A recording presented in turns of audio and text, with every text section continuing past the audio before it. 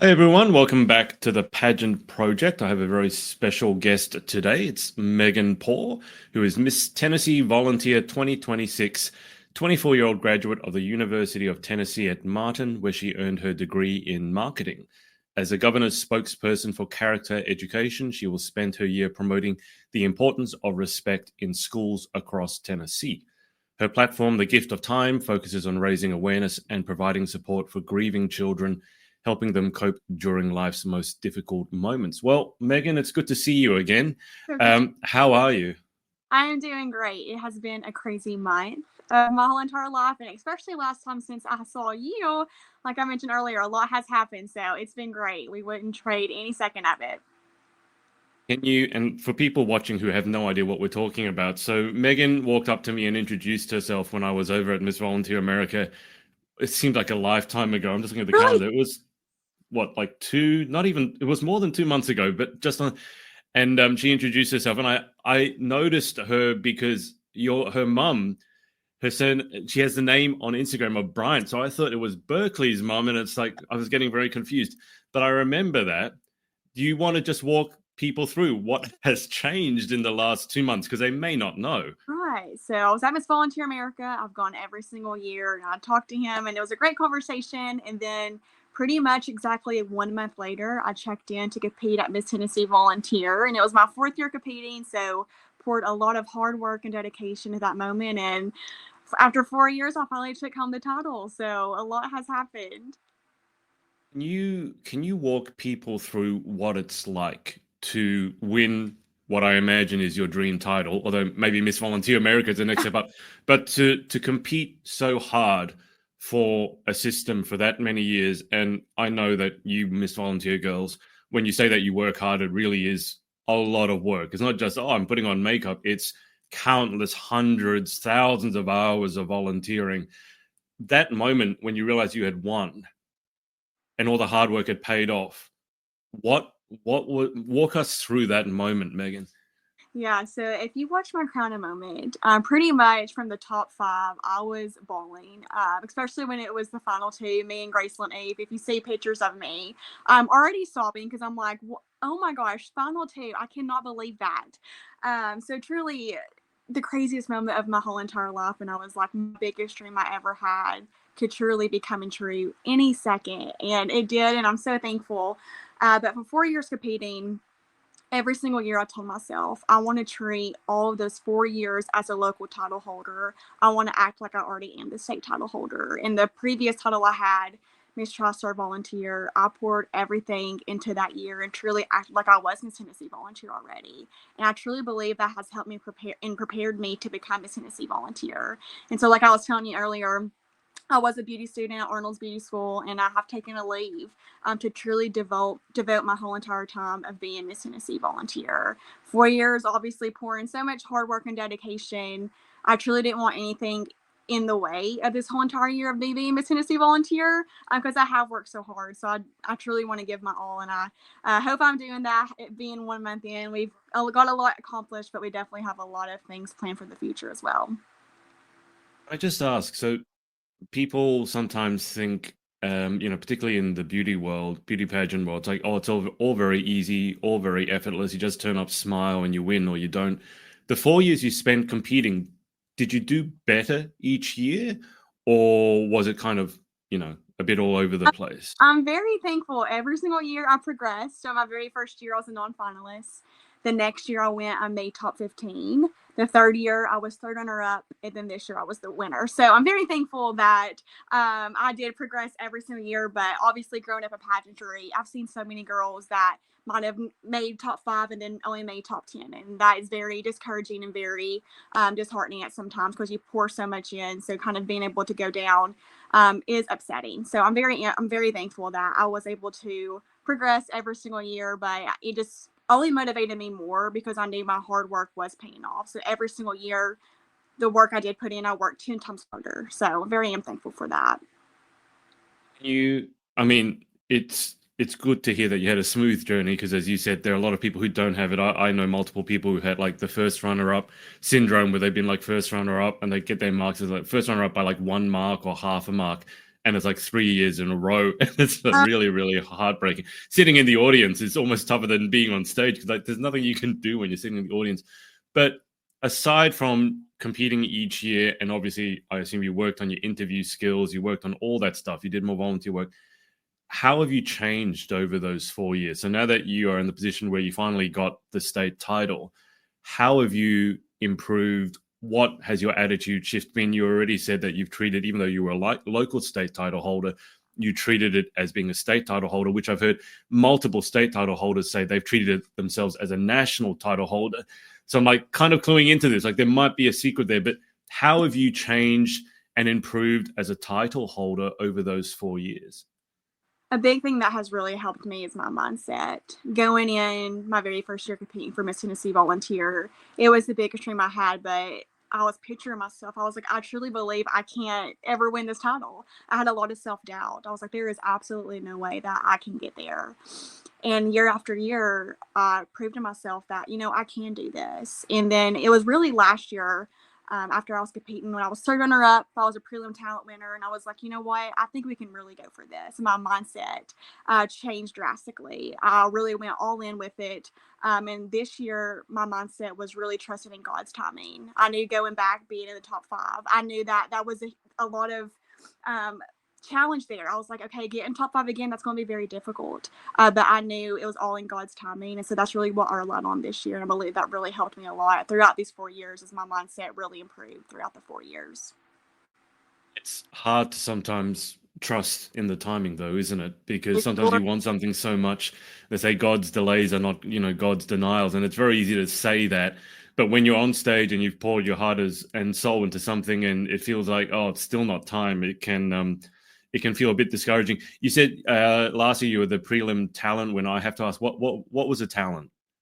I'm a singer. Last year I sung You Will Be Found. I love that song so much. This year I actually didn't sing that. I sung Bridge Over Troubled Water, but I grew up taking voice lessons in a small voice studio here a little bit locally to me, and I have a huge passion for singing. So I'm so excited to see what I will sing for nationals. I kind of have no clue. I've been thinking about wardrobe, thinking about talent songs, and I truly have no idea for anything. So if anyone has any recommendations, please let me know, because I need some help. It depends what style you're after. I mean, I think I remember talking to you about this when I met you. I'm having like flashbacks now. I remember because you said you were from Tennessee. And then I just remember Hannah, your predecessor, belting out, what was it? I Did It My Way. And like Hannah is not a tall girl. She's this tiny like pocket rocket. That you were not expecting that, you said. No, but the voice was just extraordinary. So what was it like? Is this a thing in Tennessee? Everyone sings, or is it just you two? So I feel like Tennessee, more than likely your talent is going to be singing. I kind of have realized that. But no, there's several talents here in Tennessee, but singing definitely is one of the biggest ones. What was it like competing at? Because you went to the nationals and it's at the Carl Perkins, and then the big advantage I feel that you guys have is like kind of the home ground. You compete at the same stage. It's a bit weird that like you go from 1 month watching all the state title holders compete and you have this huge production and it was absolutely amazing, and then like a month later, not even you're now competing on that same stage. Does it kind of do something to your mind? Like, hang on, what am I doing here? No, it's so weird. And for me, I live in a small town called Medina, Tennessee, and it's literally 10 minutes away from Jackson. So pretty much the Civic Center is in my backyard. So yes, it is so strange. Growing up, going to the Civic Center truly was my childhood. And then now there's this huge national pageant that's in Jackson. And I think it's always so crazy to me when I'm in Jackson that week during Miss Volunteer America. And I'm like, there are people from all 50 states here in this town. Like, I just have so many questions about what you guys think about Jackson, Tennessee, but it truly is so cool kind of being my hometown. And now next year at Miss Volunteer America, I'm going to be able to represent Tennessee, and I just can't wait. It's truly a dream come true. But yeah, definitely crazy being at that same stage a month later and a whole different kind of aspect of it. Funny, it's almost quite literally in your backyard. It's like you just walk. You My don't have to. My mom passes it going to work every single day, so You don't have to worry about taking that like 7 hour car trip or things like that. I know. Very thankful for that. But tell me what has life been like over the last month or so? I mean, because as you said, you've taken time off school, And again, a lot of people say as pageant contestants or pageant title holders, oh, I've been doing a lot of hard work. And then when you really dig into it, it's like, hang on, you haven't Well, actually been doing that much. But I know that you guys absolutely have crazy amounts of stuff that you do volunteering. You've got your advocacy. We mentioned before we went on air that you've got this amazing new car to go around in. Can you give people an idea just what has life been like? What are you doing? You wake up, you do this. Is it the same thing every day, or is it a different thing every day? every day is very different. I'm very thankful. I have a booking manager, Travis. He gets all of my appearances and he does all of that. So I'm very thankful. So kind of whatever he tells me, we have a shared calendar and I'll take it week by week because every week is so crazy. But every day has truly been so different. And one of my biggest goals as Miss Tennessee Volunteer is to grow our sponsorship. So within my first month, I've been so thankful to be able to gain so many new sponsorships for this organization that I'm so thankful to share about. So I've really been growing the organization already in the first month, obviously bringing awareness of St. Jude. My first week crown, I've been able to fundraise $6,000. So we have a pretty big goal for St. Jude by June. So I can't wait to see what that looks like. So obviously fundraising for that. And I think the coolest thing about being Miss Tennessee Volunteer is I'm Governor Lee's spokesperson for character education. So I've been able to go into a few schools, but my school tour officially kicks off on October 1st. So I can't wait to get started on that. So really when my school tour gets here, I'll be going to schools across the whole entire state every single day. So kind of, visiting sponsors right now. Our prelim season has already kicked off for Miss Tennessee Volunteer.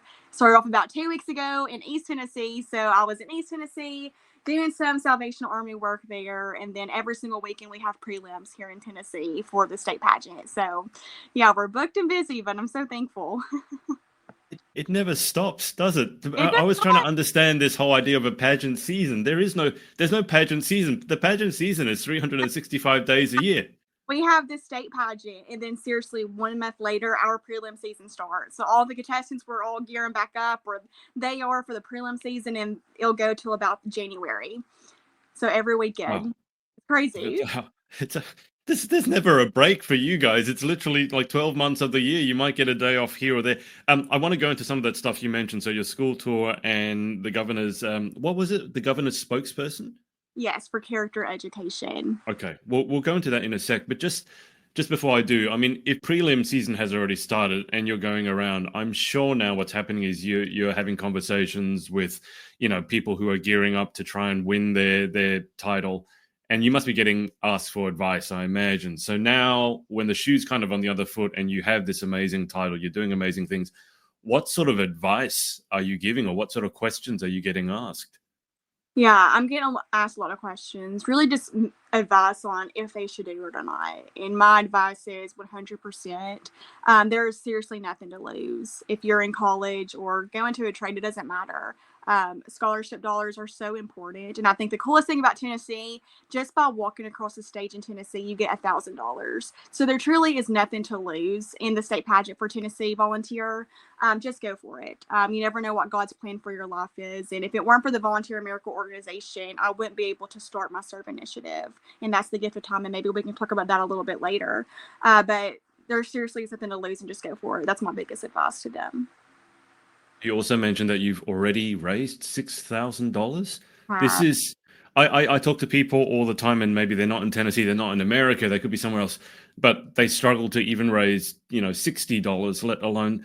So how did you do this? Yeah, so I'm very thankful for all of the connections that I have for Miss Tennessee Volunteer. And seriously, just the first week was just calling people on the phone, that people that I knew, and telling them what I had won. And most of them had already seen, and everyone always asked, what's the biggest way that I can support you? And I'm like, the biggest way, honestly, is donating to St. Jude. That's a big goal of mine this year. And so I've been so graciously to be able to doing that just kind of by word of mouth and just talking to people and the connections that I have. And so that's not even with fundraising yet. We have some fundraising goals in the future and some fun things we have planned. So I can't wait to get started on that, but just so thankful. Can you tell the people watching at home, because I don't want to assume they may not know what St. Jude does. And obviously I started interviewing Miss Volunteer America contestants last year. And it was like, I heard about this amazing hospital that did all these surgeries, looked after people without charging anything, and has an amazing story. But do you just want to, in your own words, briefly describe what St. Jude is? Yeah, so St. Jude is very special to me. It's in Memphis, which Memphis is about an hour away. And so the first week I was able to go and tour St. Jude after hitting my fundraising goal. To be able to just tour St. Jude for Miss Volunteer America, you have to raise $2,500. But the biggest thing about St. Jude is it's a children's research hospital. And I think the coolest thing is all of the parents, no one is never charged a dime. And that's just so fortunate for those children. I mean, no child ever wants to be sick. And it's so unfortunate for those kids that have to go into these hospitals. But the brightest thing about that is the parents don't have to worry about being charged. And so, Yeah. actually, Saturday, I'll be attending the St. Jude, the marathon, the walk and the run in Nashville, Tennessee. And I'll be there with Miss Volunteer America, Lauren Salambini, and my team will be there as well. So I can't let you just go there and see some children and obviously, hopefully, raise some funds for that as well.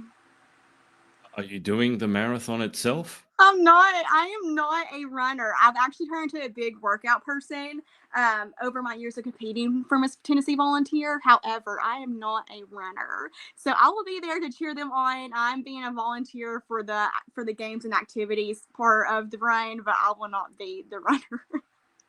Hey, It's I'm not. if they wanted me to, I would. I'll do it for the kids. But I'm not judging you at all. I've said this multiple times. I hate running, like especially the jogging. I get so bored of it, and I like it. There's so many people who have like this life goal of running a marathon. So I kind of thought, oh, that should be my life goal. And then I sat down one day and I thought about it. It's like, this sounds terrible. I know You're just I running for like 3 or 4 hours. waking up at 5 a.m. and I follow this one girl that I went to college with. And she wakes up every morning like at 5:30 and runs 7 miles every single day. And I'm just like, oh my gosh, I wish I could. And maybe one day I will find that hobby after pageantry. But gosh, I applaud everyone that does that.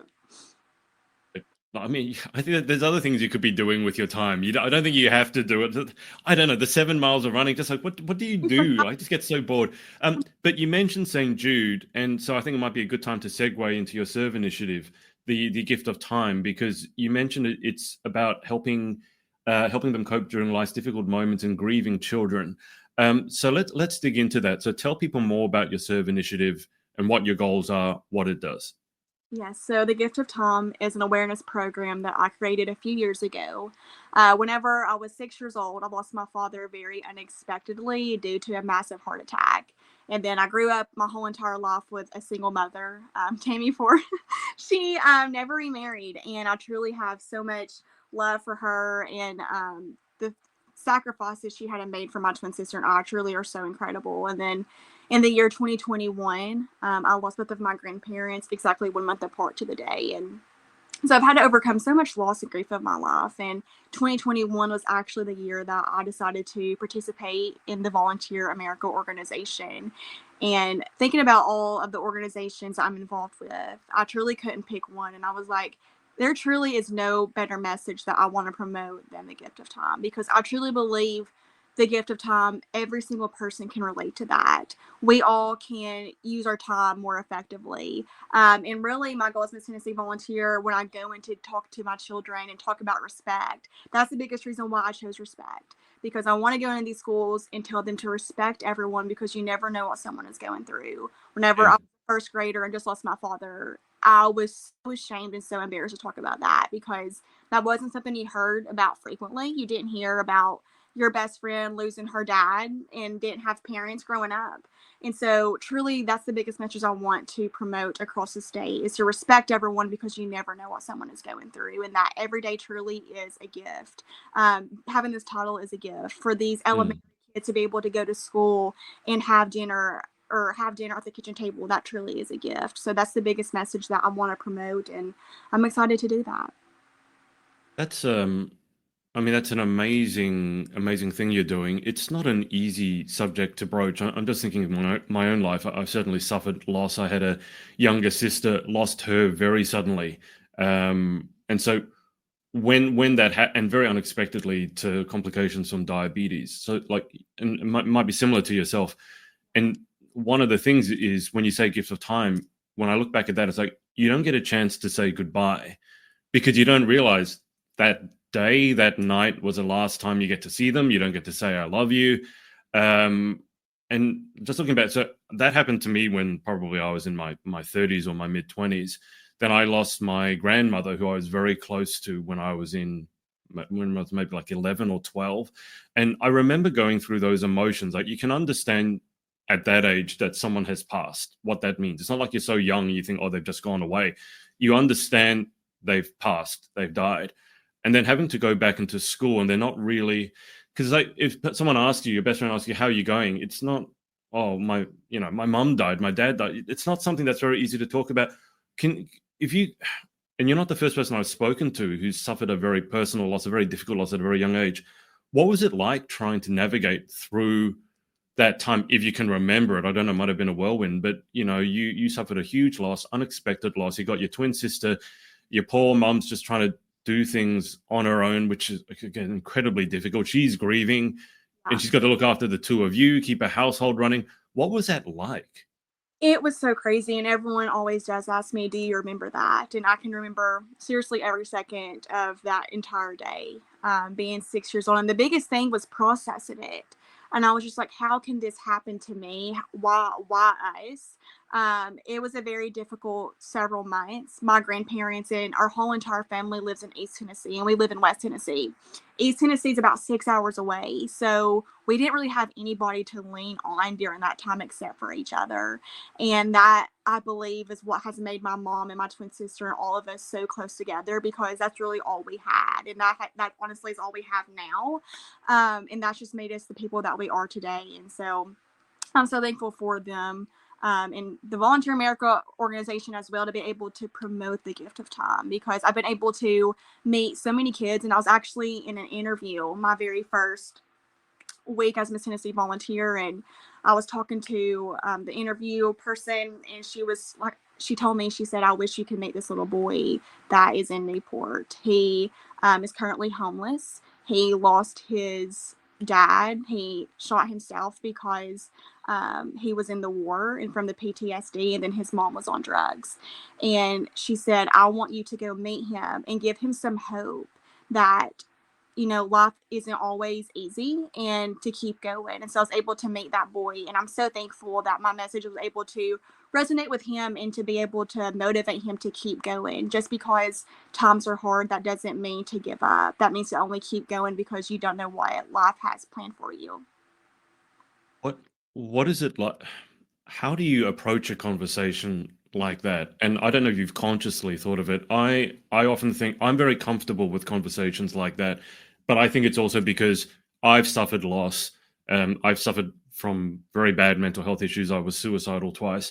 And I kind of think, like, when you've had to face those demons of your own, you're much better equipped to empathize with what someone else is going through, number one, and to understand them, not judge them. You already said, when you lost your dad, one of the things you were dealing with was like almost embarrassment, or like which is wild to think, like, when you go through such an intense loss, that you could possibly be feeling embarrassed about it.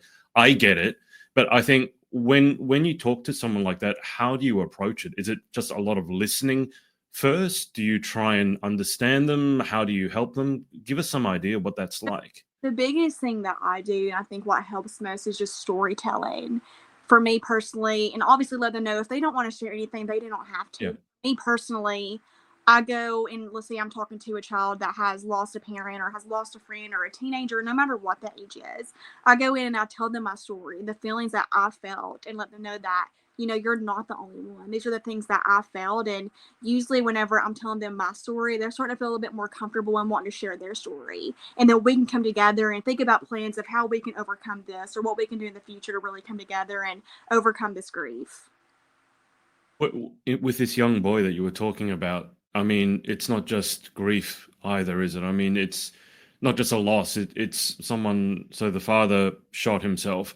The mother suffered from addiction. So on top of the grief, you then also have the guilt, the embarrassment, the shame. Like, oh, it was my fault. Oh, I should have done something. Or they did that because. And as a young child, you don't know better. Even as an adult, frankly, you don't know better. But that has to. What is it like? How do you feel when you're talking to people like this all the time? I mean, you're doing amazing work. When you leave a conversation like that, do you have to go and lie down? Do you? Yeah. What do you do? Because it's got to take a toll on you as well, Really, Megan. and it can be very heavy at times, but honestly, honestly, it motivates me just to keep going. And that was within my first month of being crowned. And I was like, the amount of children and people across the whole entire state of Tennessee, I can only imagine the number that needs to hear my message and needs to hear my story. So honestly, yes, it is very heavy, but honestly, it motivates me to keep going, to share my message, because you never know who needs it. I never in a million years would have thought that someone just having an interview talking about my journey to the crown, I could find a student, find a person that truly needed to hear my message and just have someone to talk to. So honestly, it just motivates me. What do you think? I mean, obviously, America is a first world country. And so a lot of people would think, oh, there's a lot of wealth around, everyone's doing well. Yet there's a lot of, and it's similar here in Australia, there's a lot of mental health issues. And in many cases, it's getting worse, not getting better. Have you ever stopped to think, like, what's causing so many of these issues in the first place? For mental health, I really think it's social media. I do. I believe so many people are comparing themselves to people on social media, trying to be people who they're really not being, and they're seeing terrible comments about people on social media. People Yeah. are themselves to other people. They're comparing themselves to certain views that if their Instagram post isn't getting to a certain number, it's just truly causing so much negativity in the world. And I believe that truly does have a huge part on our mental health. And you've got your school tour coming up in not even a month's time. I mean, given now that we have an understanding of what it is you're speaking about, you must be super excited. I'm so excited. I really am. My first, on October 1st, I'm talking to high schoolers. And obviously, I'm going to talk about respect, but I've kind of told myself the biggest thing I want to talk about to my high schoolers is talking about going to college and then also going to a trade. For me personally, I'm a graduate from the University of Tennessee at Martin with a marketing degree. And I worked full time for a year in corporate America. And now I am a beauty student at Arnold's Beauty School. So my biggest message going into high schoolers and talking to high schoolers is telling them you truly don't have to know what path you want to take. And there is not a right or wrong answer. And the biggest reason why I went to college, because I felt like people would look down on me if I decided to go to beauty school out of college. Although I'm very happy that I got my degree and I, have a marketing degree, and I'm going to use that to promote my business one day as a hair and makeup artist. So I'm so thankful it worked out in that way. But I believe when you're in high school and you're a senior, you have so much pressure on you. Because I know for me personally, I had so much pressure on me when I would tell people that I'm thinking about going to beauty school and not going to college. And so I just really want to let them know that it's okay to not know which path you want to take and you don't have a right or wrong answer. How do you start that conversation? Because I mean, I used to work in a high school, and so I have some understanding of some of the struggles that young people are going through, but it's changing so quickly. Like, you got social media and now you got AI, and I feel it's from a young person's point of view, it's like you got all these older people, not talking about you, but oh, I got a 30 or 40 or 50-year-old teacher telling me, oh, you got to do this, you got to do that. And it's like, hang on, like, sir or ma'am, the world that you lived in, it doesn't exist anymore and you don't understand it. And I feel so often those young people are actually starving for role models because they don't even know how to set a goal, because it's like the world is changing so quickly. I think, frankly, it's very frightening. If you layer loss on top of that, I think it just becomes overwhelming. So when you begin the conversation, what sort of subjects are you talking about?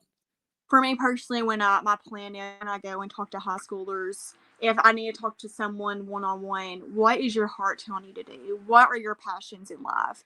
Because my mom, like you said, times are different and time is evolving every single day. Things are so different. When I was going to college, or when I was a senior in high school, everyone was going to college, and I feel like nowadays so many people are choosing trades, and so now there might be people that are wanting to go in, or people are telling them to go into a trade, and they really deeply want to go get their education. So my biggest goal is to talk to them and really follow their heart and follow what their passions are. How was your journey following your heart? Because I Yeah. think for some people it's very straightforward. For some people, it's like that's too difficult. I don't know what I want to do. And that's another big thing. You go into schools and high schoolers and you ask them, well, what is it that you want to do? And they go, I don't know. And that's a really scary place to be, because I think if you don't know what you want to do, you should be spending those years figuring it out. Your teenagers, that's what it's for trying weird things, failing, and then going, okay, I don't want that. I want this. But what was your journey like to finding your passion, finding your heart? Honestly, I struggled with that because I grew up doing pageantry my whole entire life. I was like 7 or 8 years old, and I jumped into the pageant world, and I completely fell in love with it.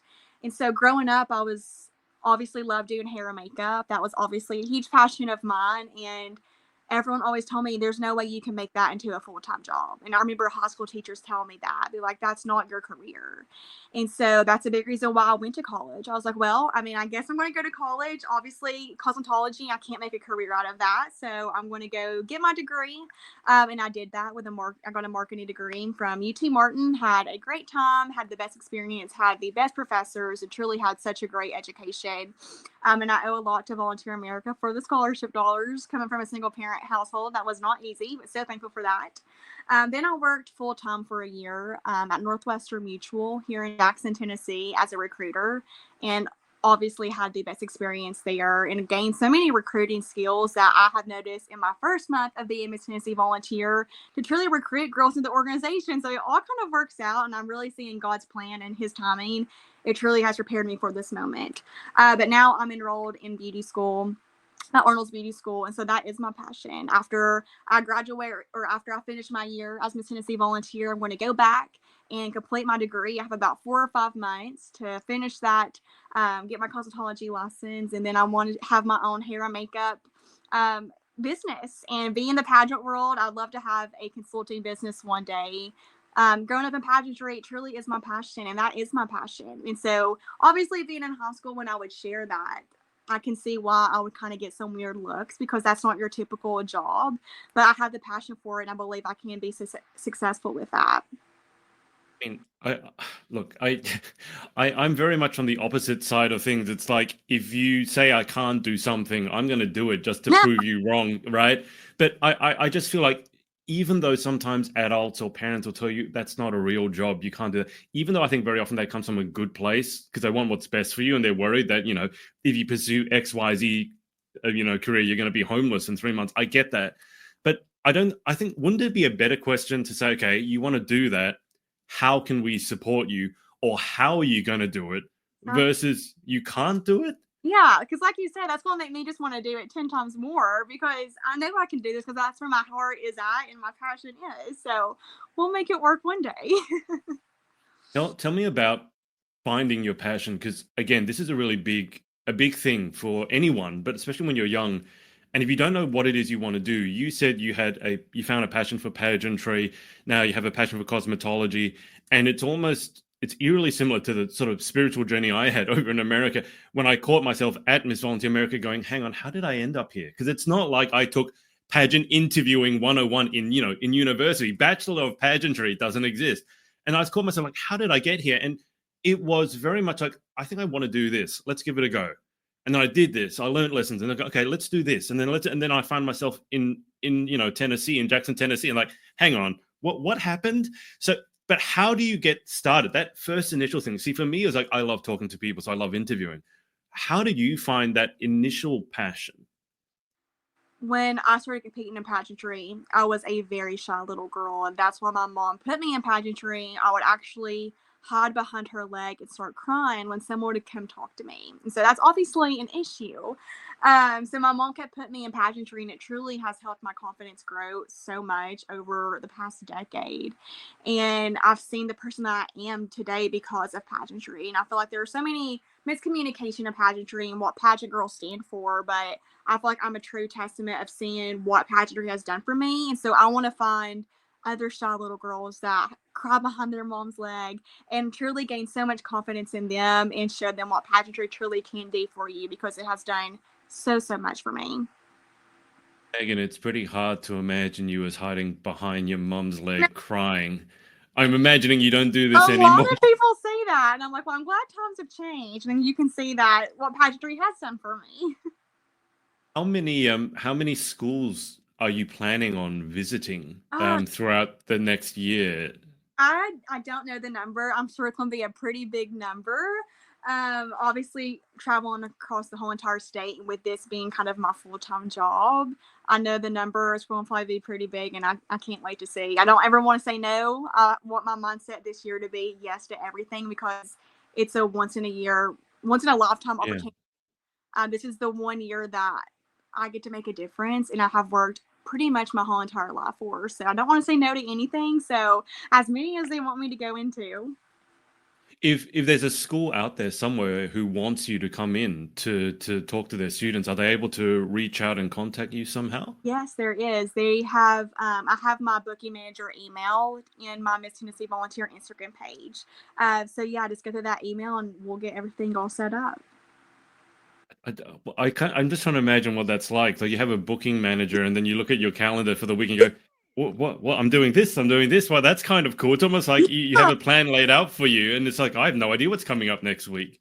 No, it's so crazy. I did not know that about Miss Tennessee Volunteer. So the first week, that was kind of a, something to kind of get used to is having someone do that. And obviously, if they want to reach out to me personally, I can put Yeah. things on my calendar as well. But the easiest way is to go through him. But yeah, I'm very thankful because I'm sure most states don't have that. But yeah, I'm very thankful for that. And I can't wait to see everything he books me for this year. Can you walk us through sort of the key personnel in your team? Because I was just thinking about this before. It's like if I could click my fingers and win any one of the state any one of the state titles in the Miss Volunteer America, I'm probably going to choose Tennessee. A, because I love Tennessee, I love the people. But B, it's like you got that hometown advantage, and you seem to have such a big team behind you. Who are the key players in that team? Because I think it's important to give them some kudos and some thanks, as some acknowledgement as well. Yes, well, I want to give a huge shout out to obviously our executive director, Miss Emily Ann Sparks, and her late mother, Miss Tammy Sparks. I'm sure you heard about that.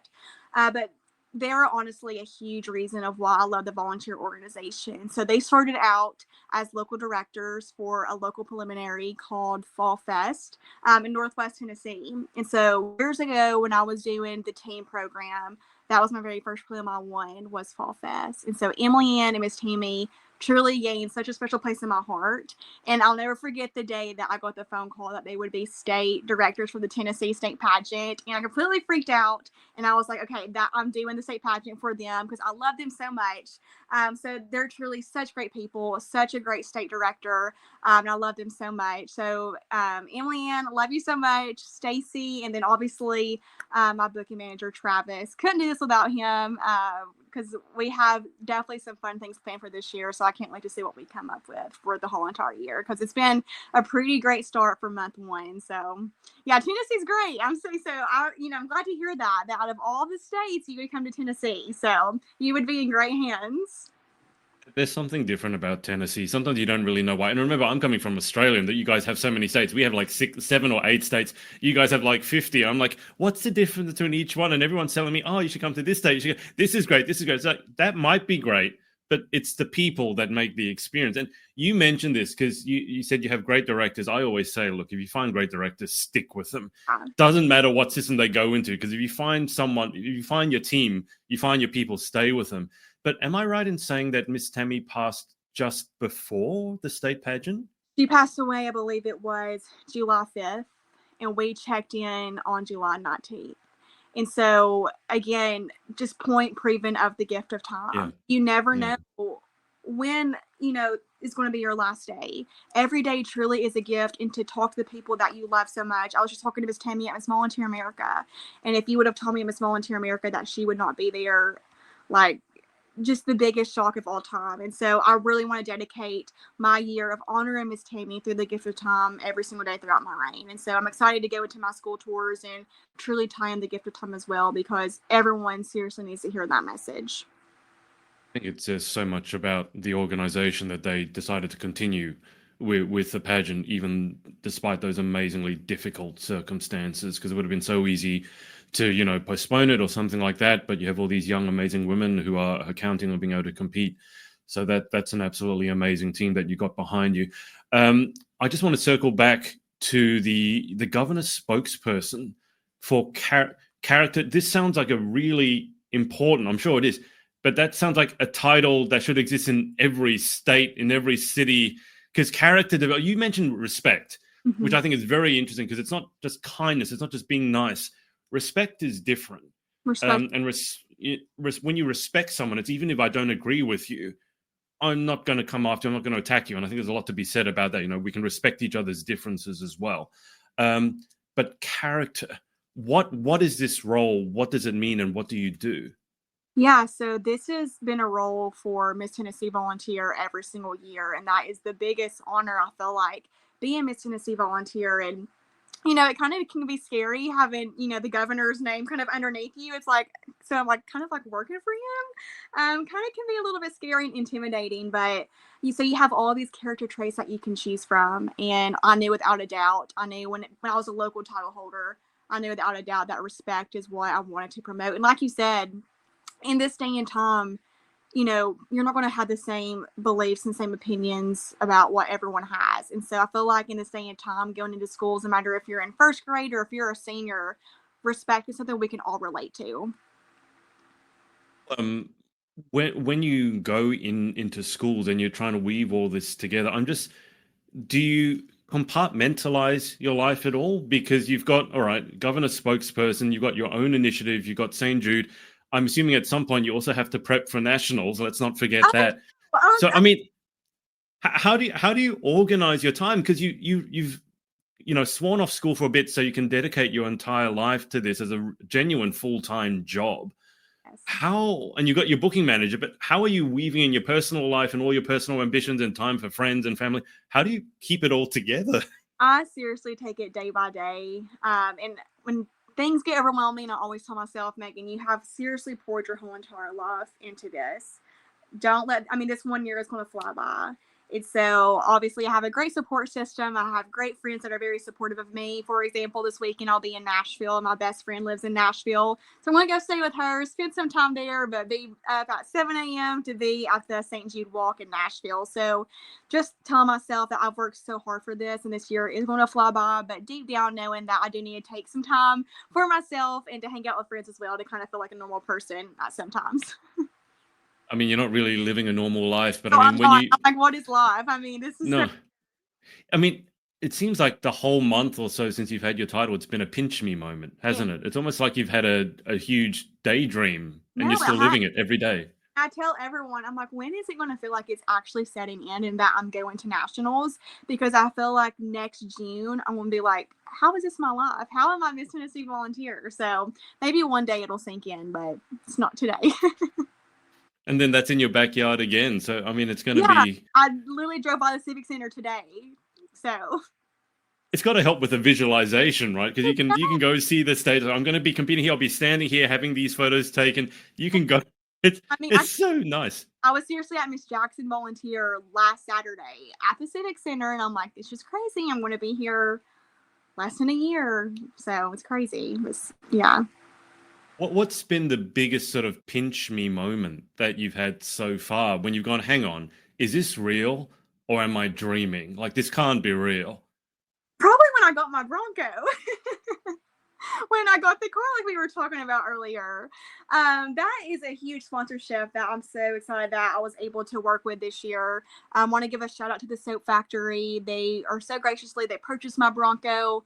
I'm able to promote the Soap Factory all year long, riding and styling my Bronco as well. So that was a huge like pinch me moment. I'm like, this is the craziest thing that has happened. I'm so fortunate enough to, and I really believe also being at local preliminaries every weekend as Miss Tennessee Volunteer, because usually I'm the girl competing in the local preliminaries. And so every prelim, I'm the special guest, being the MC and singing and being introduced. And that's crazy. So, and I'm sure also when I start my school tour in October, that's going to be like a really crazy moment, but I'm excited. Okay, so I have a really dumb question to ask. First off, Soap Factory, do they sell soap? Yes, they sell. Okay, so how did it go from Soap Factory to Bronco? Because that's another, like, hang on, is a Soap Factory a car dealer? I couldn't quite understand. Remember, I'm not from Tennessee. I'm not even from America. So fill me in. So Soap Factory sells soap and they sponsored you the Bronco. Yes.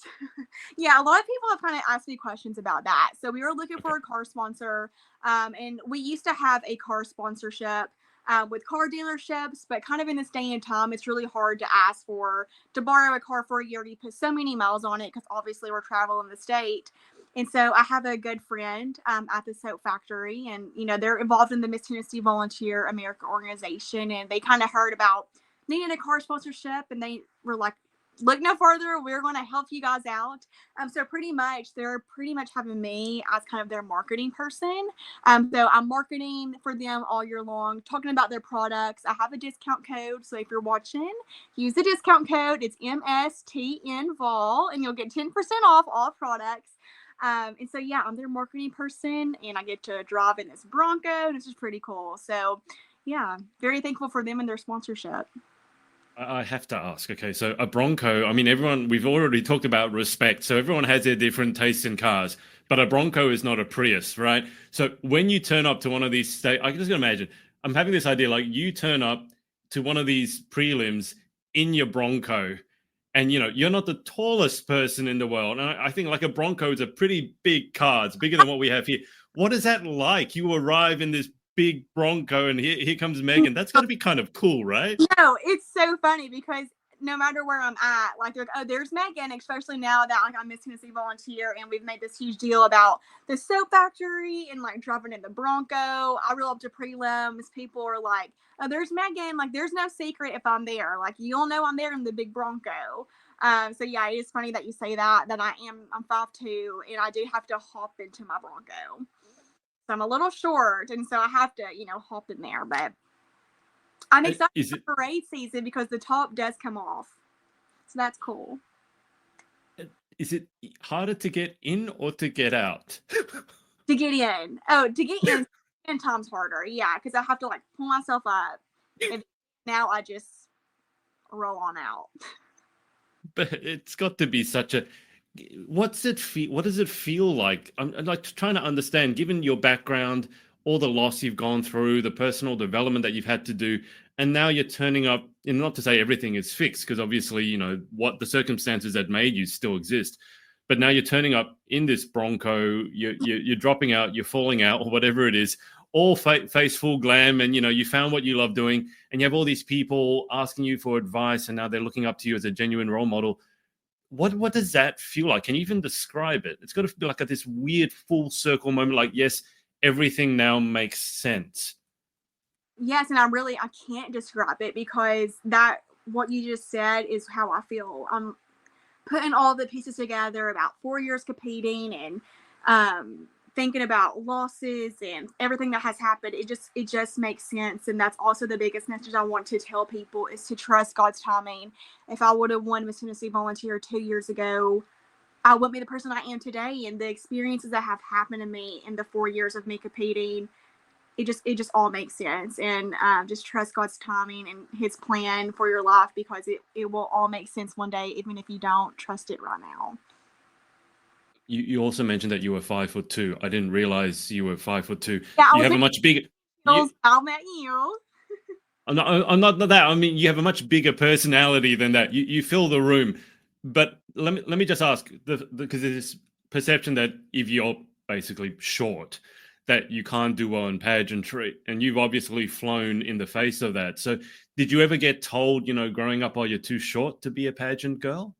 I never have gotten that feedback from someone, but I have heard about that a lot, and it makes me sad, I guess, being on the shorter side, that people say that because that does not determine anything. So yeah, I mean, 5'2" doesn't matter what your height is. Keep going because you never know what the future holds. Look at me, I'm a state title holder, and I'm 5'2". I mean, yeah, keep going. You don't have much, and you can't change your height either, can you? I mean, there's personal growth, but. I just said I need when I'm over there next year. I'm imagining you'll have your Bronco. I just need a picture. I have this mental picture of you trying to climb into your Bronco. You have to make everything look very elegant and dainty as a title holder, and I just had this image of you climbing into the. I don't know how you can do it. Can you wave as you're going in, like before the president goes into Air Force One, he'll turn around and wave. Can you sort of do that and then turn around and wave? What you should also get a mental picture of is me trying to get in my Bronco with my Volunteer America crown on because I'm trying not to like bend it, and yeah, so just imagine that as well. That's such a cool picture to have. I'm so glad you got that choice of car as your car. How many miles do you think you're going to be putting on that thing in your year coming up? It's going to be quite a few, right? Came with like 200, and I'm already almost at 3,000, and it's like not even a month. I know. Wow. We have a really long stay And so when Yeah. you're traveling from west to east, you'll realize how long the state is. I don't know if you'll be traveling in Tennessee anytime soon. So yeah, I can only imagine the amount of miles by the end of the year. The lady that was over it, she texted me. She was like, "If you have over 1,000, it's time to come in and get an oil change." And I was like, "I'm almost to 2,000." So yes, we definitely need to go in and get her checked out. But yeah, It was I'll funny because her. last time I got a new car, and it's like, because when it's new, you have to have a service very quickly to make sure everything's working right. But I got the new car, and the very first thing I had to do was change states. And so, like, the first week, I put on like 1,000 or 2,000 miles. And it's like, well, I can't stop now to get a service because I'm literally in between two states. But I Yeah. mean, do you love the driving? I mean, you got a lot of long driving. What do you do to keep sane whilst you're driving? I do. Well, I'm very thankful. So, like you said, I have a twin sister, and she's kind of in this process of about to graduate with her master's degree. She's going to be a teacher. It's kind of been like a little bit of a phase. So she could either student teach right now, or she could be my assistant and travel the state with me. And so I'm very thankful that I have a little companion. We're traveling the state together. She doesn't come to everything, but some of my long travels, I get to go. She gets to come with me. My grandfather, he lives in East Tennessee, so I was able to visit him while I was there. So yeah, it's fun. I get to travel with her in my Bronco. Has your twin sister ever competed in pageants? She did. She did when we were young. And she quit probably when she was around the age of 10. And then by then, she kind of wanted to be like my full blown assistant, my manager. That's what everyone kind of calls her, because I have to get everything approved through her. Me and her work very well together. And so I can only imagine what we come up for nationals, for wardrobe and all of that. So yeah, she's definitely my best friend. So I'm just excited to, it's her journey too. She worked just as hard for me for this title, and so we get to celebrate this year together. If anyone saw the two of you together, would they confuse the two of you? Is she also like 5'2" and looks like you, or completely different? Well, she's probably about 5'3". We're both short, but we look totally different. However, we do sound the exact same. So if they weren't actually looking at us, you would not probably be able to tell which one was talking. So if I got you on the phone, I wouldn't be able to tell who's Probably who's not. talking. And it's kind of, I always say it's very concerning when we're on the phone with our mother and she's asking which one is this. I'm like, that's kind of concerning, Mom, but it's But Megan. you can play pranks with that, can't you? I mean, come on. Yes, I'm sure we can. We're not big pranksters, but I'm sure we Okay. can. Okay. Well, what's it like being able to work so closely with a twin sister? I ask this because I have a younger brother. As I said, I lost my younger sister. He was twins with my younger sister. But I often hear about people and like they're always having arguments with their siblings. And I'm like, no, I like really get on. I've never had really an argument at all with my brother. And it's so great because you had all this lived experience. You've gone through the same things, good and bad, certainly in your case, as in my case. And there's like this unspoken bond. You can just look at each other and you know what the other one's thinking, or you're doing something and you're like, okay, that won't work. And you don't need to explain it all. You don't need to justify it.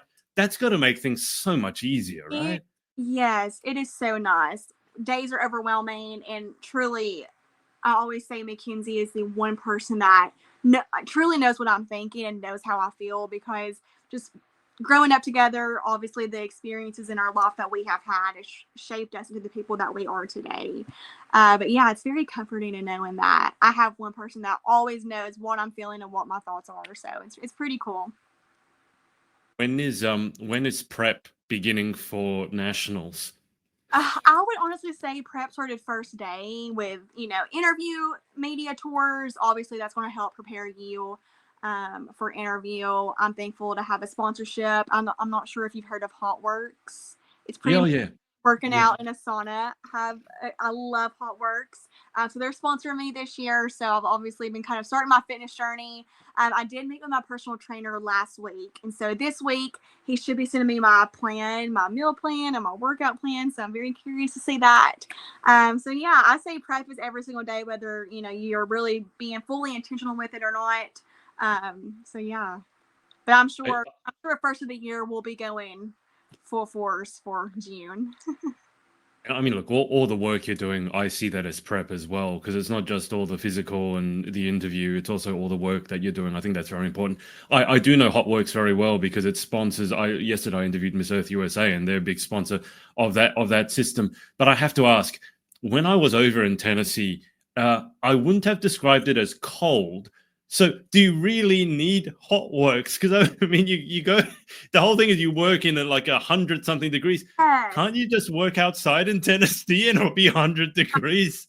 I will say prepping for Miss Tennessee Volunteer in the dead heat of summer, like in July, that was so difficult. And I will say I did have to stay at home several times and do at home workouts because of the heat.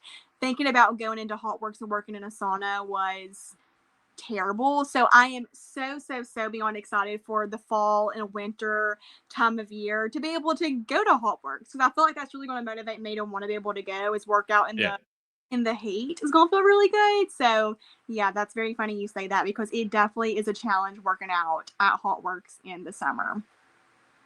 Was that summer when I was there, like 2 months ago? Is that normal Tennessean heat or was that extreme? No, that was normal, and it gets hotter in like July, August. Yeah. So I don't know how you guys don't just go outside and just combust. I mean, you said that you hate running, so you got this workout coming. What's the workout going to be full of? If it's not running, is it weights? Is it Pilates? Is it yoga? What's happening here? yes, I love Pilates at Hot Works. There's different categories that you can work at Hot Works. So you can do cardio. I love to do like cycle classes. So pretty much any other kind of like cardio except for just like running on the ground. And So I resonate with that yeah. on a very, very deep level. Megan, just before we go to the final 10 questions, is there anyone that you want to give a thank you to or shout out to? I mean, you've walked us through some of the amazing people in your organization, but obviously you got your mum, your sis. Do you want to just say thanks again? Is there anyone that you've forgotten to mention?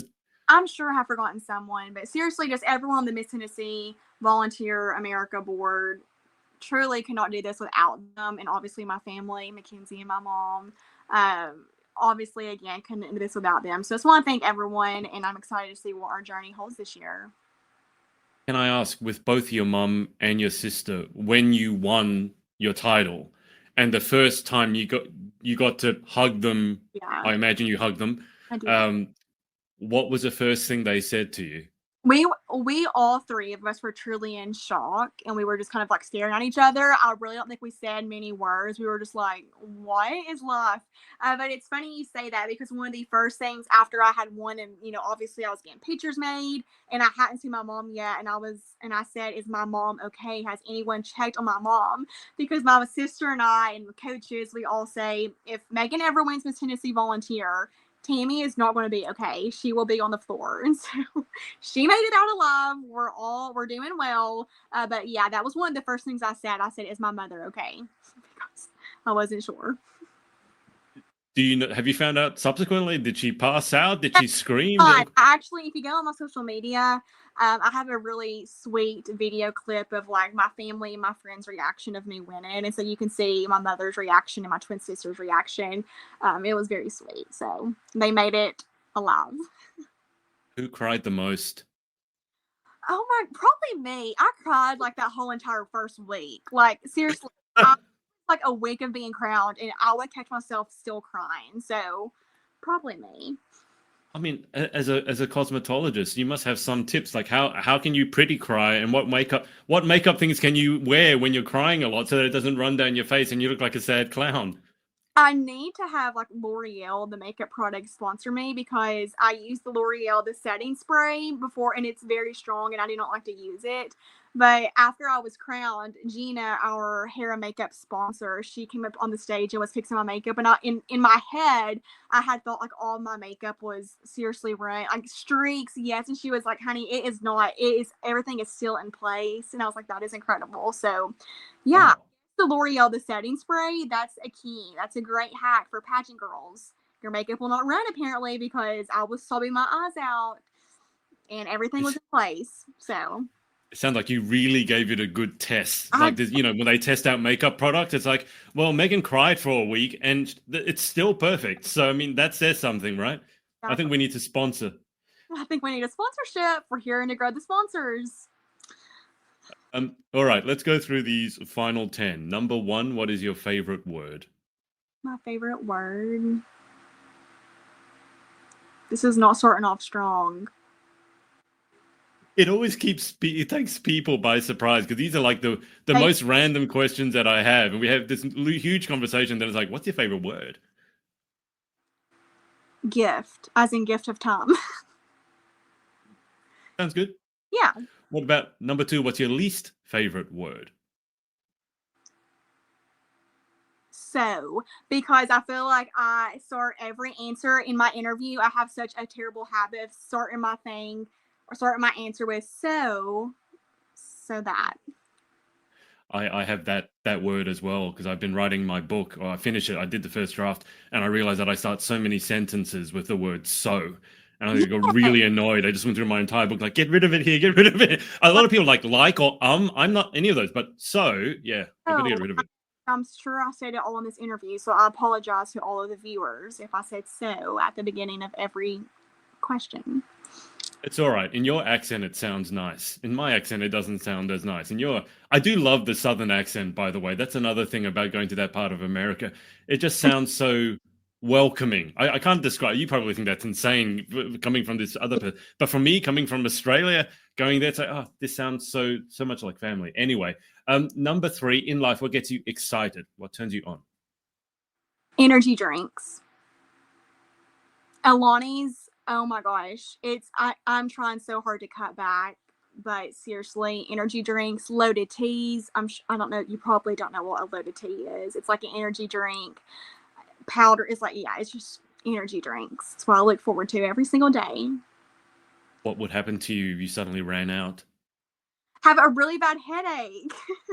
I've been trying to stop and cut back on energy drinks to kind of calm my heart down and really try to take priority in my health. And my personal trainer that Yeah. I with, he was like, energy drinks are an absolute no.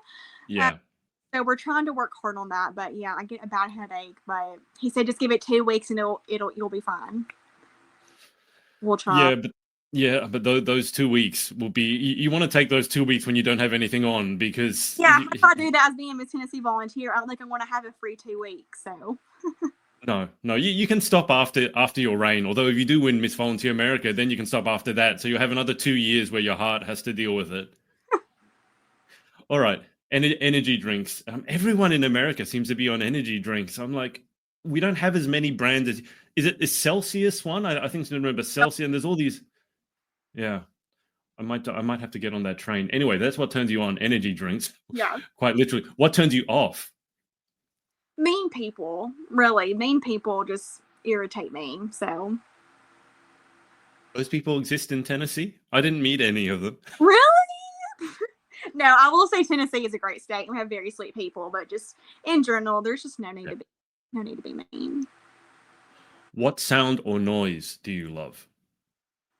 The sound of my fan. I'm sure you see it blasting on my face. I have to have my fan, and so I cannot go to sleep without a fan on. So I'm sure if it's Volunteer America, whoever my roommate is, I will be bringing a fan because I cannot go to sleep without the fan noise.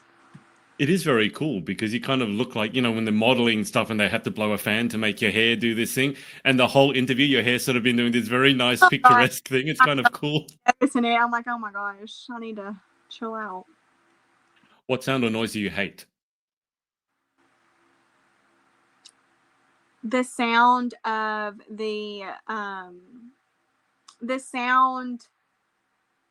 oh, that's a tough one. Let me think.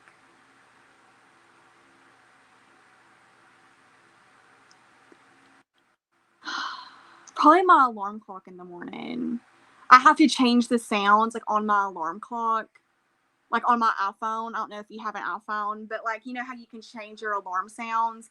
I have to change them because like they get repetitive in my head and I won't wake up to them. So I have to like constantly change my alarm clock sounds. But hearing that in the morning, it just. With the energy drink situation and the fan, do you need like someone to attach like a jumpstart cable to you to get you up in the morning? Like, and do you have difficulty going to bed? No, No, I really am a morning person. I really am, believe it or not. I guess because I know I'm getting my energy drink when I first wake up. I guess that's what makes me a morning person. So that's That's fun. okay. I can understand that. Like, I'm excited to wake up in the morning because I get to have my coffee. So yeah, I can Yeah. certainly empathize with that. All right, number seven. If you could have any one superpower, what would you pick and why? Probably to be able to push a button now that I'm Miss Tennessee volunteer and seriously hop across the state. Like I mentioned, it's a very, very long state. And so, obviously, with my year having to travel so much, it would be so nice if I could just press a button and I'm in East Tennessee because those 6, 7 hour car rides, they're pretty long. So, Yeah, your Bronco, your the Bronco might thank you for that. yeah, the Bronco, Did you give the Bronco a name? the Bronc.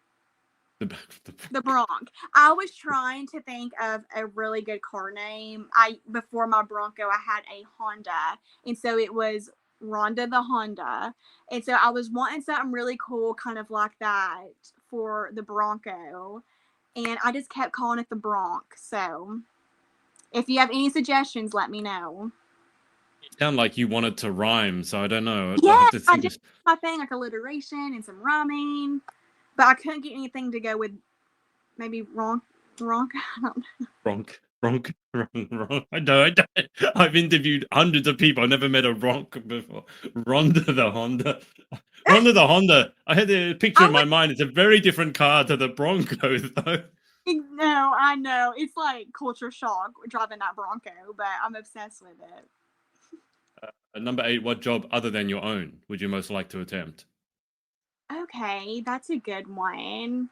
Probably something in nursing because back in high school, we had to choose a future job that we wanted to go into for classes. And so I chose nursing because, again, I thought that was the right answer. And so I would like to go back and try to do something in nursing to see if my high school me really wanted to do that.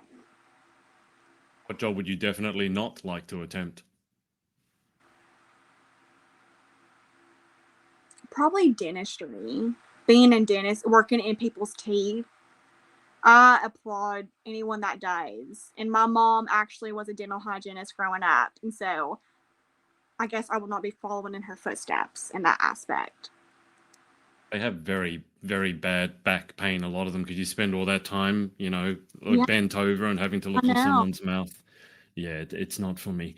A final question. If heaven exists, what would you like to hear God say when you arrive at the pearly gates? That I did everything I was meant on this life to do in this world. Having so many people, my dad and my Yeah, grandmother, everyone, just know that I use my time wisely with the gift of time. I'm really just, doing everything on earth that I was supposed to do and really made the impact that I wanted to make would be amazing to hear. perfect. Well, Megan, thank you so much for your time. I mean, it sounds like you've hit the ground running and you're doing so much amazing work already. I can't wait to see what you do between now and June of next year. And I can't wait to see you climb out or climb into your to Ronk the Bronc.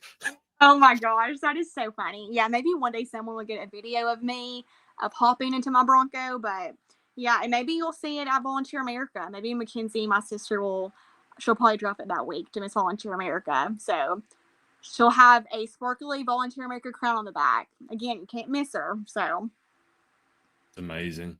All yeah. right, I'll keep you on the line for just a sec whilst I hang out with the audience. But thanks to everyone for watching, and we will speak to you next time.